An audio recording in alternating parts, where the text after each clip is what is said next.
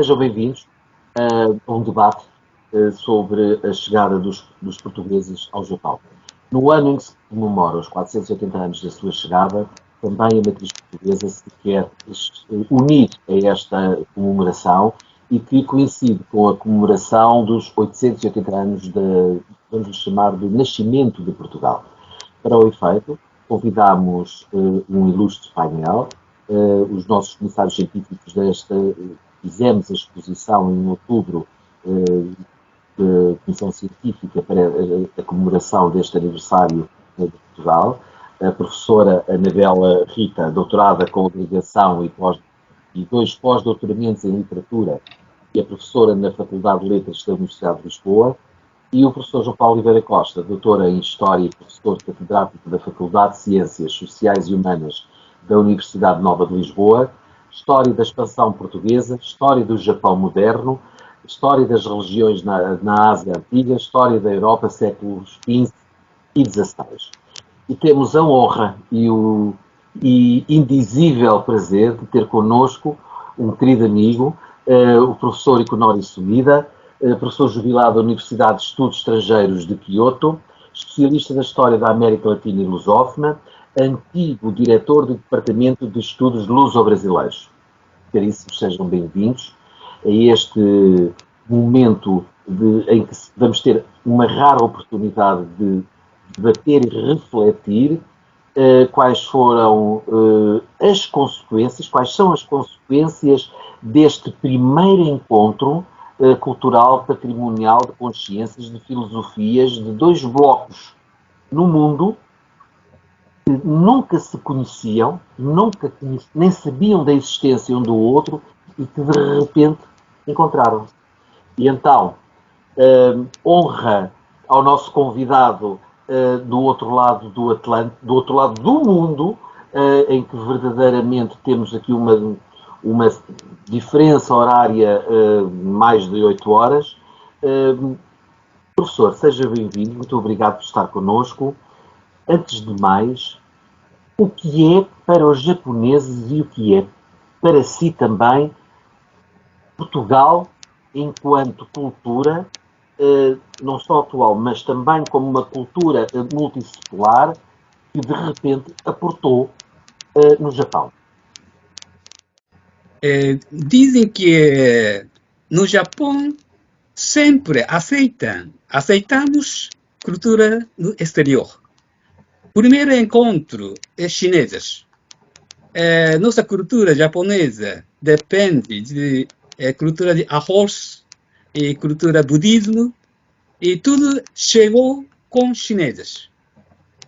Esse é o primeiro. Mas isso é tudo dentro da Ásia. Segundo encontro acontece com portugueses da Europa, bem global. Portanto, importância do encontro com os portugueses para nós mostrou visão global. É muito importante. E ainda mais, no Japão não existia importância dos povos pobres. Houve sociedades de elites, imperador, nobrezas e samurais. Mas portugueses deram amizade para os agricultores e carpinteiros e pobres de vida cotidiana. Então, essa é a grande diferença para os japoneses. Portanto, eu acho, depois do encontro de 480 anos atrás, e com os também jesuítas, neste século XXI, ajudam para comunicar com os restos do mundo. Professora Anabela Rita, desde as nossas conversas preparatórias para esta gravação, em que nós, com o professor Ikonori Sumida, que fomos descobrindo outras perspectivas e outros horizontes, na perspectiva da língua portuguesa, que horizontes foram estes que nós descobrimos também com esta chegada a uma nova cultura e com esta descoberta de uma nova cultura no Japão? Bom dia a todos, é um prazer estar aqui, uma saudação muito especial ao professor Sumida, e é um prazer estar novamente com os colegas. Eu diria que quando se fala em descobrimentos, isso está normalmente visto de um determinado ponto de vista, que é a descoberta do outro, da alteridade. Ora bem, os descobrimentos têm uma componente muito importante, que é a descoberta do próprio, à medida que nós vamos avançando. Ora bem, a língua, a consciência da língua adquire-se muito mais quando nós contactamos uma língua completamente diferente. E essa outra língua, no seu diálogo com a nossa, promove não apenas os dicionários, as gramáticas, etc., como uma percepção muito mais clara dos diferentes padrões culturais, de valores, de práticas, porque tudo isso é registado, tudo isso é anotado, tudo isso resulta de uma observação atenta da diferença. Ora, na observação do estranho, daquilo que é diferente do nosso habitual, nós temos a consciência de nós. E isso é uma conquista de parte a parte. No diálogo com outras línguas, a nossa língua vai dançar com elas, ou seja, vai assumir alguma informação delas e dar essa informação. Quer no plano lexical, quer no plano da sonoridade, quer no plano, inclusivamente, do imaginário que as línguas consagram, porque naturalmente a língua dá conta daquilo que é o real necessário. Ora, quando surge uma nova realidade, essa realidade tem que ser mencionada, tem que ser nomeada, tem que ser explicada a quem ficou na origem da viagem, não é? E, portanto, quando se regressa, essa experiência é de tal forma rica que tende a verter-se em narrativa. E nós temos, de facto, uma imensidão de narrativas de viagens. Mas não esqueçamos que depois há, a seguir a essas viagens que se comentam o primeiro encontro, há as grandes multinacionais religiosas, as ordens religiosas, que vão para ficar e para se fixar. Da mesma forma que no comércio vamos ter isso. Ora, isso vai fazer com que, de um modo sistemático, aquilo que funcionava, no fundo, para um contacto imediato, comece a ser sistematizado nas tais gramáticas, nos tais dicionários, nos tais livrinhos que muitas vezes vinham com indicações, informações sobre o modo de contactar e algumas práticas culturais, sociais, que visavam harmonizar todos nos seus contactos. Portanto, isto assim para uma primeira reflexão sobre a questão, eu diria que seriam os aspectos que eu salientaria. Um enriquecimento de parte a parte, não apenas na língua, mas no que a língua permite, que é o conhecimento. O conhecimento do outro, o conhecimento de nós, e não é por acaso que temos num autor como Fernão de Oliveira a associação, uma mesma pessoa que associa a escrita de um manual de história, a escrita de um manual de guerra, de construção naval, de guerra no mar, de construção naval, e uma gramática. A gramática surge porquê? Porque se percebe que é importantíssima a comunicação. E isso acontece naquela altura, portanto, não é por acaso.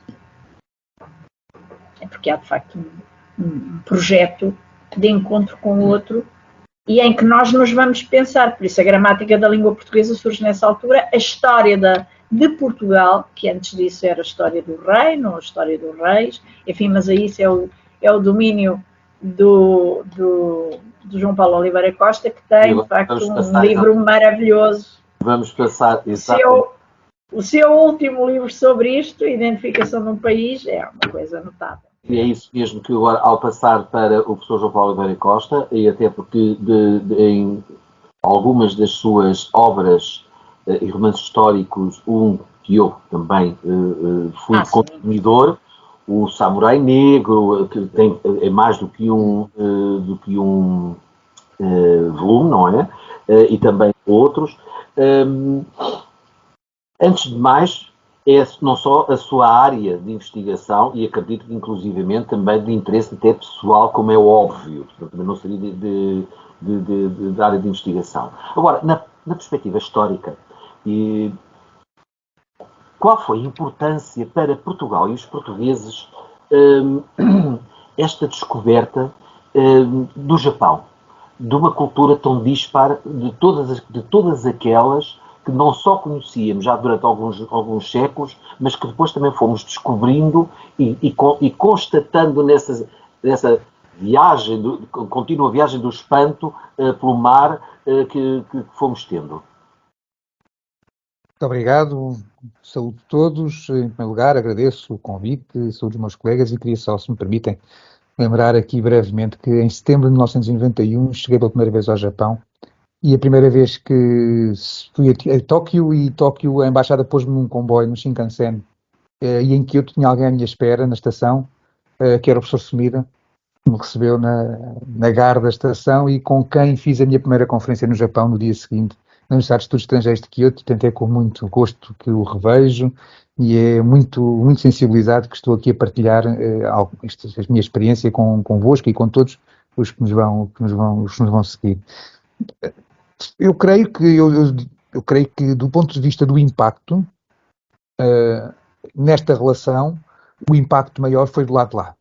Porque o Japão era um país isolado, nessa altura, com poucas relações, na altura até com poucas relações com a China e com a Coreia, com um conhecimento superficial de uma Índia mais distante, onde teria vivido o Buda, e o mundo do japonês era só isto, e portanto o impacto dos portugueses é um impacto, desse ponto de vista, avassalador. Ao contrário, não é a mesma coisa, na medida em que os portugueses foram os protagonistas do desencadear da globalização e, até um certo ponto, o Japão foi mais um. Só que é mais um que acaba depois por ser particularmente valorizado, sobretudo no século XVI, por duas ordens de razões diferentes.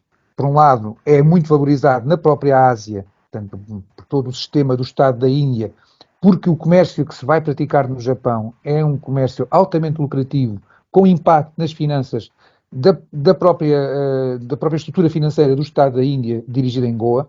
O fluxo do negócio realizado no Japão, quando chegava à Índia, ainda representava 10% da receita da alfândega de Goa, na segunda metade do século XVI, o que é muito, é só para uma única ligação, tendo em conta toda a forma como os portugueses atuavam desde a costa oriental africana, precisamente, até ao Mar da China, e portanto foi muito importante esse ponto de vista, e foi muito importante também pela forma como o cristianismo se propagou no Japão, de um modo que até então não havia experiência semelhante.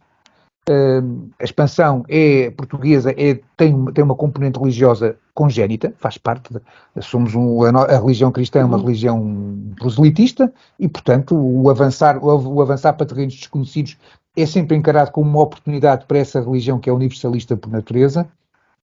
Mas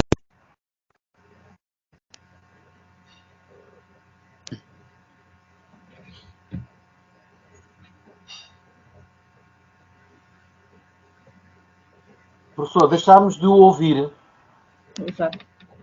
Peço desculpa, não sei que fosse no caso português, fosse no caso, portanto, inicialmente, como dizia eu, a expansão ibérica em geral, mas o português em particular, preocupou-se mais em cristianizar, em garantir a cristianização dos sítios onde se implantavam.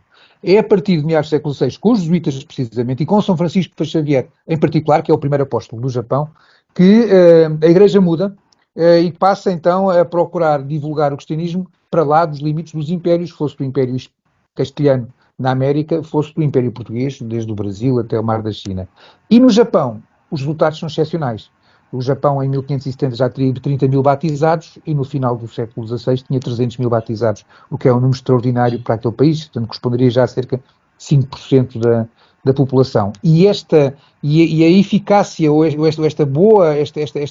forma como o cristianismo se propaga, vai ser alvo de uma grande propaganda na Europa. E, portanto, o Japão torna-se, por comparação com todos os outros territórios onde os portugueses estavam na Ásia, o Japão, no século XVI, é a grande estrela.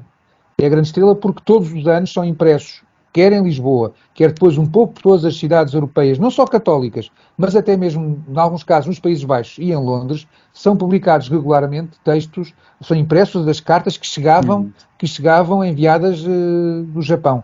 E isso tem um impacto extraordinário, como depois, ao contrário de outros países, como a China, como a Índia, é a primeira grande embaixada que vem de um país exterior, do Império da Influência. O Japão nunca foi parte do Império Português, foi uma área tocada pelo Império Português, porque nunca houve qualquer intervenção militar, nem qualquer tentativa de domínio político sobre o território. Mas a verdade é que a primeira grande embaixada que tem aparato e que é divulgada por toda a Europa é a embaixada dos 4 meninos japoneses que andam pela Europa entre 1584 e 1586. E, portanto, esse impacto, a importância foi pela maneira como o Japão serviu à própria propaganda portuguesa, tanto de... A Ana estava a falar no eu, e sim, os portugueses usaram o Japão para afirmar o seu eu no contexto europeu de uma maneira muito interessante, ao mesmo tempo que o Japão, como a Anabela dizia há bocadinho, de facto gerou oportunidades de pensamento. Um dos tratados mais interessantes que há no século XVI sobre a condição da civilização europeia é escrito por Luís Freud no confronto com o Japão. E que em vez de dizer nós os portugueses, é nós os europeus, o que é extraordinário. E eu, para rematar esta minha intervenção, queria pegar numa das palavras, algo que disse o professor Sumida, que é relevante, é que de facto no início o cristianismo começou por ser referido no Japão como a religião dos pobres e dos doentes. Tem a ver com o professor Sumida, a ideia do povo, né, de ligação ao povo. E de facto, durante a primeira década, a década e meia da ação missionária, é uma ação que se faz e que se fixa em torno da ajuda dos mais desfavorecidos da sociedade nipónica.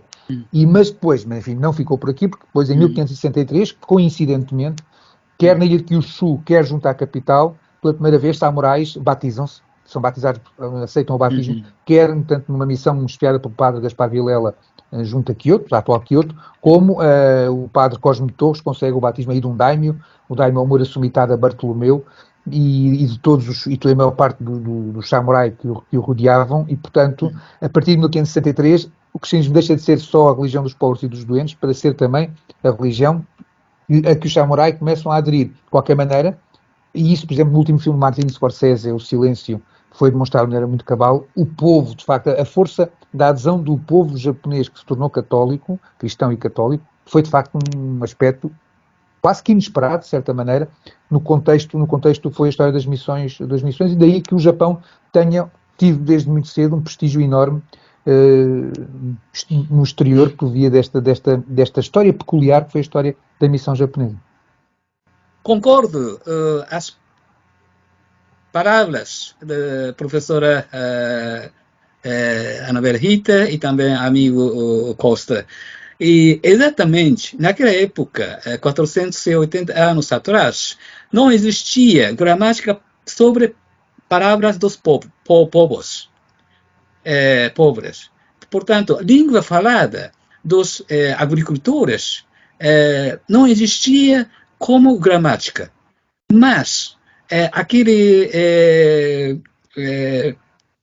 dicionário, diálogo japonês, a língua portuguesa, publicou em 1603, explicaram muitas palavras, explicação gramática sobre falada dos povos.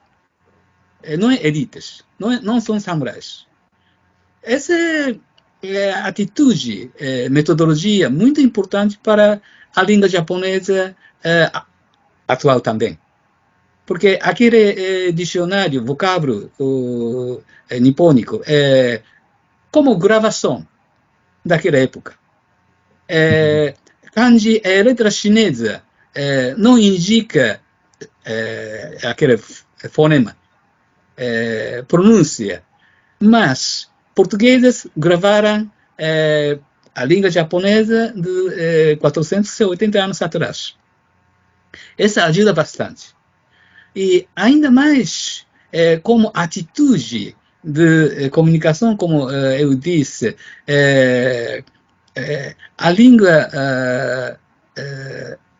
jesuítas aproximam para os povos japoneses, e escreveram como documentos em português ou em latim. Portanto, o professor Costa mesmo apresenta história do Japão melhor do que aqueles documentos de letras chinesas. Porque metodologia de história da Europa muito correta. Mas, antigamente, samurais, também imperadores, elites do Japão, imitam. E também, como ideia imitada, história de Nobunaga, história de Hideyoshi, história de Tokugawa, também muitas coisas e fora de realidades. Mas jesuítas e também europeus escreveram o que aconteceu, o que passou naquela época. E agora mesmo, século XXI, já século XX, o professor Costa ajudou bastante, né, a esclarecer nossa história. Mas século XXI, aquele cristão que escondidos ganhou o patrimônio cultural histórico da Unesco. Portanto, japoneses mesmo começam da importância de documentos em latim, documentos em português daquela época. E penso que com a atividade do professor Costa e também outros professores portugueses ajudam a esclarecer a história do Japão mais claramente. Essa é a importância dos portugueses, o que fizeram para nós. Professora, isso. Volto à língua portuguesa, que é sempre algo de importante, porque onde há uma atividade e uma presença portuguesa, a língua portuguesa é a sua maior embaixadora, é a sua maior presença, é o seu maior legado. O que dizer da interinfluência que houve entre a cultura japonesa e portuguesa relativamente à língua? A nossa língua tem, seguramente, léxico também japonês, e também a língua japonesa também terá. O que dizer sobre isto?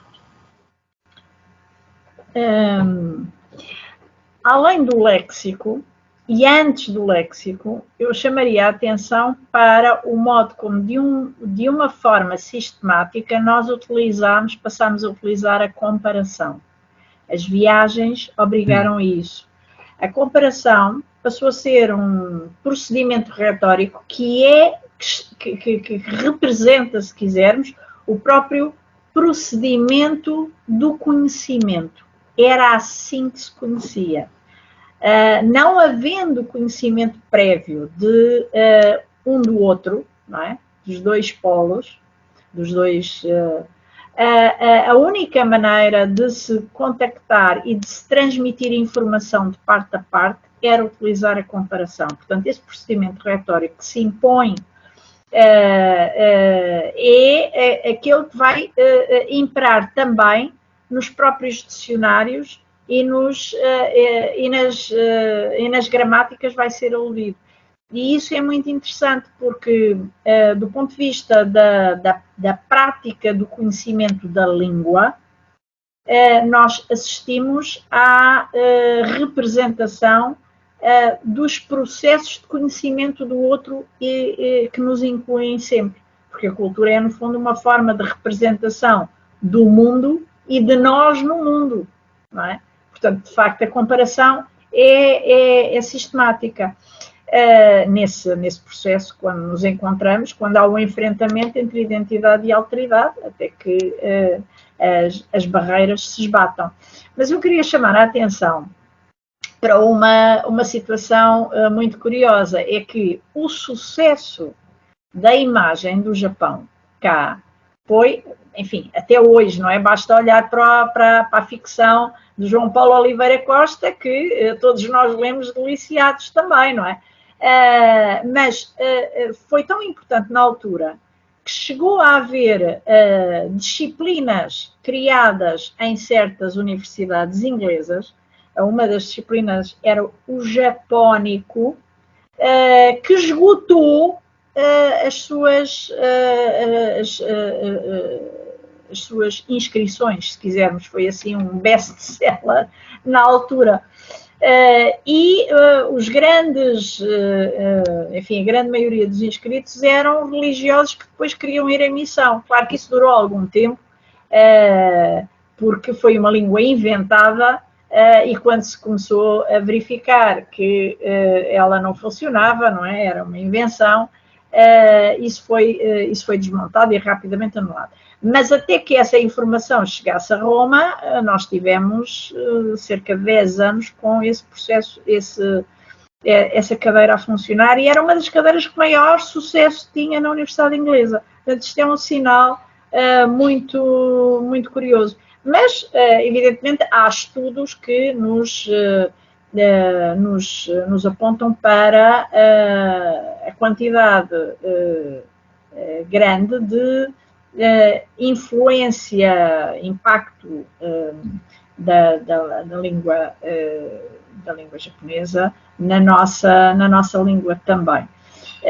O mais interessante será, de facto, observarmos as cartas e lermos as cartas anuais que os missionários anualmente tinham que fazer com relatórios para Roma, e, portanto, esse grande repositório com relatórios das atividades é um repositório acompanhado sempre de explicações linguísticas, de explicações dos termos, e muitas vezes de uma tentativa de aportuguesamento, se quisermos, nacionalização de um termo para o normalizar um pouco naquele relatório. Portanto, é muito interessante, é um material muito interessante de compulsar, além dos dicionários e daquilo que se chamava o catecismo. O catecismo tinha,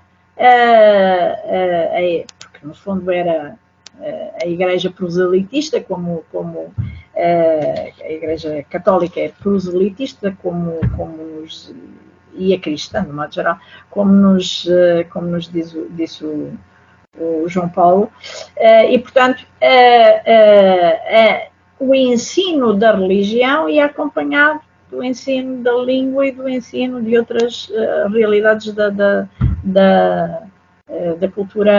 cultura portuguesa, no caso. Portanto, esses catecismos tinham as orações nas duas línguas, o que permitia,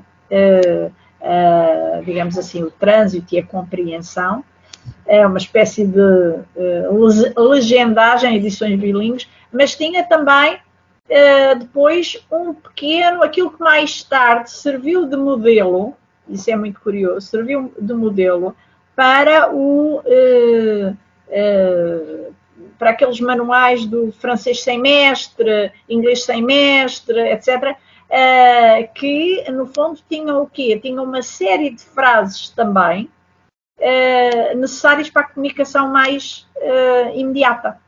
E, portanto, ali havia também esse tipo de... Portanto, há um modelo que persiste e que vai influir no modelo da geração dos nossos pais. Ou seria já uma espécie de manual quase turístico para que alguém se pudesse, enfim, mover na cultura japonesa com as frases pré-feitas, Exatamente.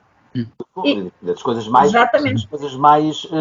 comezinhas do dia a dia, não é? Do que os Exatamente. Passo agora para o João Paulo Oliveira Costa. Professor, diga-me uma coisa. Quais foram os resultados práticos, além do comércio, etc., que obviamente que houve, mas que não só se fizeram sentir na altura, mas que ainda hoje se sentem na nossa cultura, em Portugal, mas não só na nossa cultura, em Portugal, até na própria percepção. Em Portugal, eu acho que infelizmente a percepção é escassa por comparação com a importância que a relação teve. Nós, por exemplo, só para dar um exemplo, em faculdade, numa cadeira geral de História da Expansão Portuguesa, realmente não posso dedicar mais que uma aula ao tema, tendo em conta a abrangência extraordinária que a expansão portuguesa teve e o pouco tempo que nós hoje temos para ensinar num sistema semestralizado como é o do nosso ensino universitário. E, portanto, como nos manuais escolares é pouco falado, eu acho que a noção dessa importância está um bocadinho esvanecida, mas os empresários portugueses que vão ao Japão percebem que isso não é verdade. Nós temos um dos elementos mais perenes são as cidades minadas, e felizmente temos uma meia dúzia de cidades portuguesas que estão geminadas com cidades japonesas, e São Paulo, a Liga, muitas vezes até tem provocado viagens de jovens, ainda na idade escolar, que depois ganham um outro interesse pelo país, mas sobretudo há uma apetência do mercado japonês para o produto português, que em regra o empresário português não tem pouca consciência disso, mas os que ganham essa consciência aproveitam. E, portanto, creio que hoje em dia é um dos impactos mais relevantes, é na maneira como um empresário português com um produto português de qualidade no Japão terá sempre mercado. Porque alia à qualidade do produto que tem que ter a simpatia.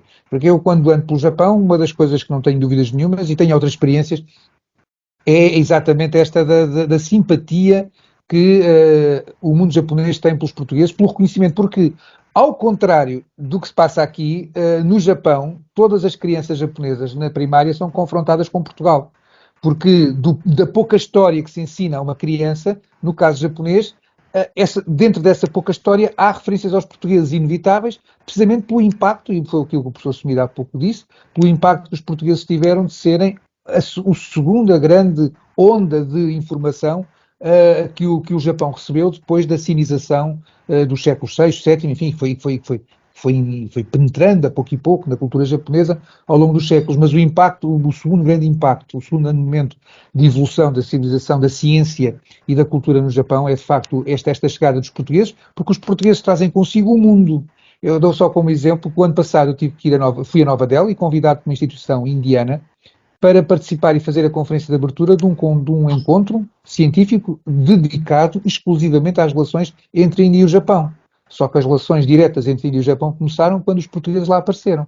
E, portanto, foi uma instituição indiana que me convidou, uma fundação japonesa que me pagou, e lá foi o português, até Nova Delhi, contente da vida no meu caso também, para falar sobre a maneira como a Índia e o Japão criaram relações diretas através desta nau que saía de Goa e ia fundear finalmente em Nagasaki. Ou seja, daí também a relevância que para o Japão tem mais forte na memória coletiva do que do lado de cá, porque, de facto, os portugueses não é a chegada dos portugueses, é a chegada do mundo. É a ideia de um mundo exterior que era como se fosse só os 3 países, para passar a ser os 10 mil países. E aqui a palavra 10 mil não quer dizer 10 mil tal e qual, mas sim inúmeros, infinitos, porque 10 mil é o número maior que se pode dizer, quer em japonês, quer em chinês, com um único caractere, e portanto 10 mil tem um peso de incontáveis. Portanto, eu diria que a importância em Portugal está hoje plasmada nos museus também, pela maneira como vamos conservando, e temos consciência da importância das peças Nanban, mas isso, uma vez mais, está mais forte fora de Portugal do que em Portugal. Em Portugal falta um museu.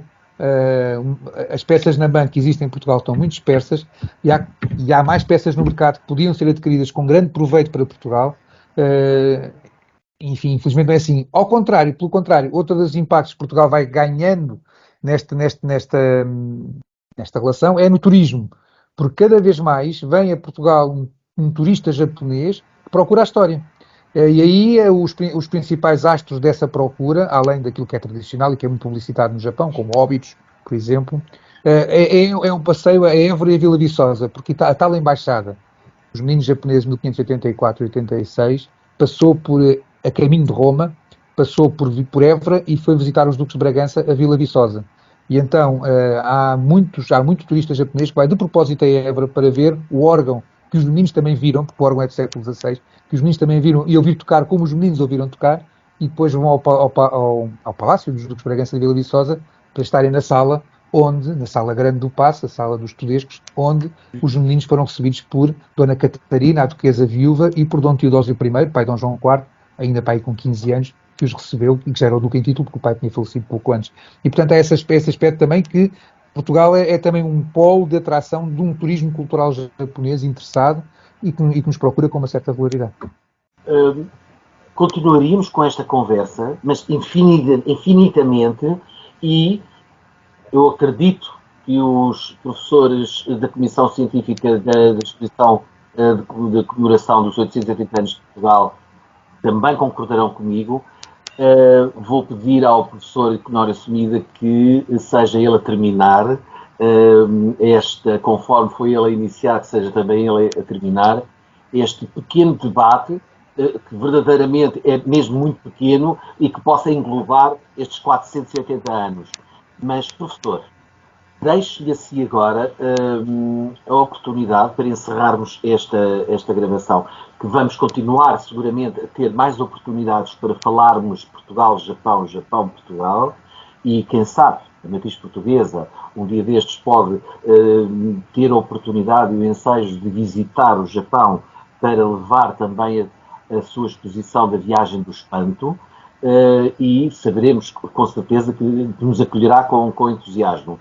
Professor, o que está agora à sua disposição para dizer o que achar que é importante para encerrar esta conversa sobre Portugal no espelho do Japão. Um título que, se diga aqui é bom da verdade, foi imaginado pelo cérebro sempre viajante da professora Anabela Rita. Professor, é a sua vez. Mais importante, aqui ainda, Kyoto e Miyako tem Casa do Imperador. Palácio Imperador existe aqui em Kyoto. Nós temos orgulho esse palácio. Portanto, ao pensar 880 anos de nascimento de Portugal, como o nosso encontro dos europeus, primeiro europeus e portugueses, é também nosso orgulho. Nossa história de família imperial, mais do que 1000 anos. Portanto, português dá importância dos povos, mas também dou importância de elites. Valores de elites, como imperador, como samurai, como autor de literatura clássica, nobrezas. Portanto, portugueses abriram importância de nossa cultura tradicionais, também nossa cultura sobre povos. Japonês tem saudade dos Nambans. Muito obrigado para portugueses. Professor, olha que maneira tão bonita e tão singela de fazer um encerramento desta nossa conversa, que tem saudades dos nossos Nambans. É muito bonito e é muito tocante. Professor, retribuímos, acredito, que faço minhas as palavras também da professora Anabela Rita e do professor João Paulo Oliveira Costa. Fica feita uma promessa. A matriz portuguesa tem que visitar o Japão. E vamos matar essas nossas saudades, porque tivemos a ocasião de receber o professor este ano aqui em Portugal, que veio na sua visita a Portugal, esteve em Lisboa, Coimbra, etc. Mas fica aqui feita esta promessa. vamos envidar todos os esforços para visitarmos o Japão. Se não houver uma comemoração como esta de 480 anos, que é uma data redonda, encontramos seguramente uma razão, que há muitas entre nós. Foi uma conversa extraordinária, com esta despedida tão fabulosa apresentada pelo professor. Eu estou muito comovido, que temos saudades dos nossos Nambã. É bonito constatar que a matriz portuguesa deixada no mundo tem este peso tão bonito e tão positivo.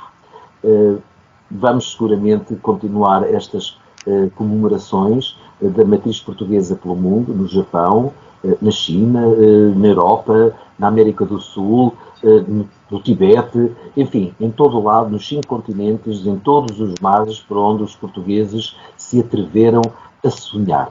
Tal como escreveu o poeta Fernando Pessoa: Deus quer, o homem sonha e a obra nasce. Obrigado.